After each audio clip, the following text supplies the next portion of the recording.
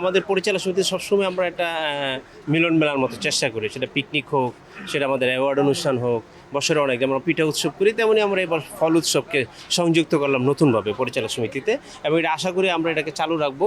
এটা হচ্ছে পরিচালকদের একটা মিলন মেলা। উৎসবটা হচ্ছে আমাদের একটা উৎসব হচ্ছে মিলন মেলা উৎসব, সবার সাথে সবার দেখা, এটাই আমাদের উৎসব। দেশের অবস্থা বিভিন্ন কারণে একটু ক্রাইসিস যাচ্ছিল, সব মিলে আমরা নির্বাচনের পরবর্তী সময় কোনো গেট টুগেদার হয় নাই। এই ফল উৎসবের উসিলায় আমরা সবাই সবার সাথে একটু গেট টুগেদার করতেছি। আমার জন্য সবচেয়ে হচ্ছে যে আমাদের অনেক লিজেন্ডারি আসছে, যারা গত অনেক দিন যাবত চলচ্চিত্রে আসে না, রফিকুজ্জামান ভাই, এ যে মিন্টু ভাই, একেবারে যারা সিনিয়র অনেকে আসছে। এটা হচ্ছে সবচেয়ে আনন্দের ব্যাপার যে ওনারা তো আমাদের স্বপ্নদ্রষ্টা চলচ্চিত্রের, মানে তাদেরকে দেখতে পাচ্ছি, এটাই সবচেয়ে বড় জিনিস। এটা হচ্ছে কি, এখন তো আমাদের মৌসুমি ফলের যে সিজনটা ছিল একটু সময় পার হয়ে গেছে, তো ওই নির্বাচনকালীন সময়টা ছিল মূলত সময়টা ফলের, আমরা লিচুটা আর জামটা অ্যাড করতে পারি না, তাহলে আর একটু পরিপূর্ণতা পাইতাম আমরা।